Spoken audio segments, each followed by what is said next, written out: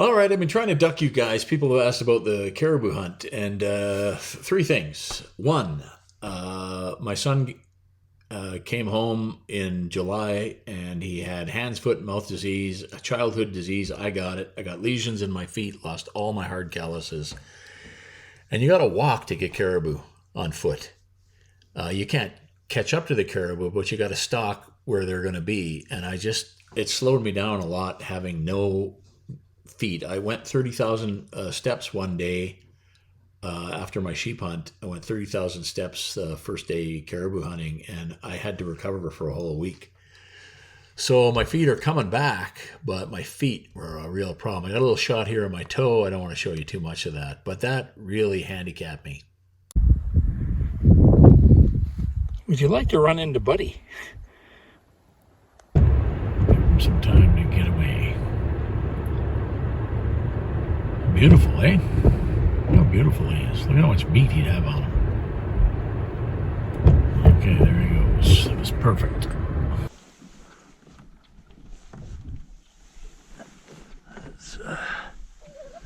These plants are, the boat is kind of floating. It's deep, but this vegetation is blocking the way. But I think I'll be able to get beyond it. And it's a lot better than carrying this bleak, bloody boat. Very stable boat. I love this boat. Mackenzie Mixed Sport 18.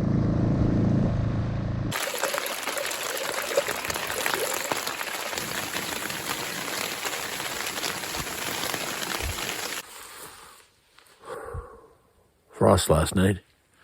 So there's caribou up there. The problem is getting old is not that fun. Even though I've worked a lot on my fitness, I still got some room to go.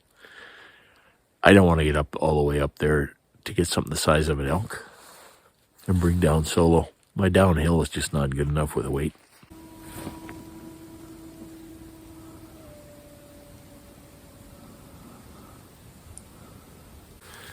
Welcome to the Yukon on North 61.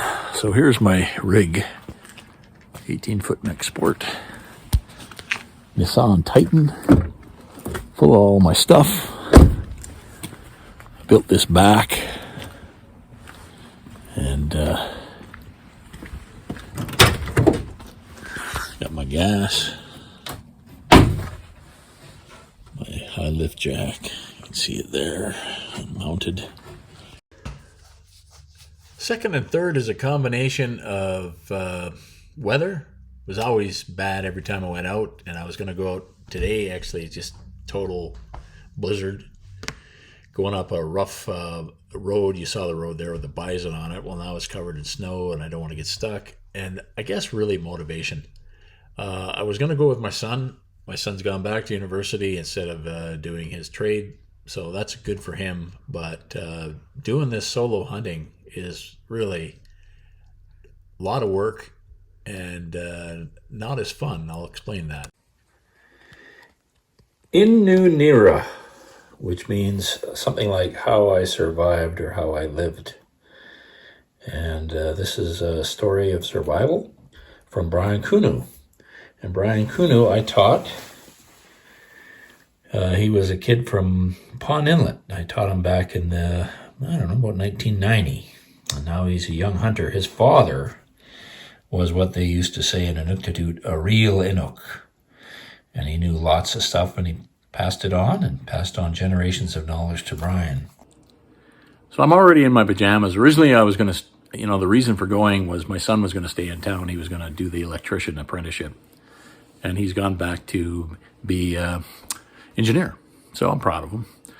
But part of my reason for going was to teach him a little bit about this, and that was my drive. And I just feel I've killed so many caribou. I've done this trip like this so many times. Although this one's a little interesting. I just don't have the fire in me to do it without him. And I've got this Brian Kunu's book, which I just introduced. Part of what they talk about is Inuit Kauyimatakungit. And the pronunciation is probably not perfect, but it's Inuit ways of knowing and doing. And I got just a touch of that from spending 10 years in Nunavut. And it's also very similar to First Nations knowledge and just that idea, skinning the animal, what caribou do and when they do it. I really wanted to go with my boy and give him a little bit more of that, although he's got some of that too. And he's in Edmonton, so I'm just not feeling the fire. So, God, I feel bad about it for you guys, but I feel good about staying home with my wife and having fun and working on some of her projects and helping out with it. So, not going. Tempted to go. The weather's bad. It's flurries all week. Going down a unmaintained road, there's a chance that you get stuck.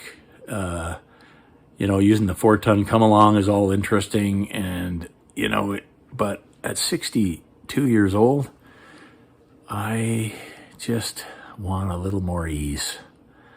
I think my fiery days of solo hunting are behind me. I'm going to wait till my wife retires. She's decided to go back to work too. Everybody's and then all my friends are working. So I think I just got to wait for people to catch up to me, because I find it a lot more fun going with people. This solo hunting, being out there by myself, I actually find it for the birds. I find it a lot more interesting. Even if I was just to go with my wife and she didn't even, do anything, just for her to be there with me, it'd be a lot more fun. So anyway, I'm at home. Doesn't make much of a video for my subscribers, but there you have it.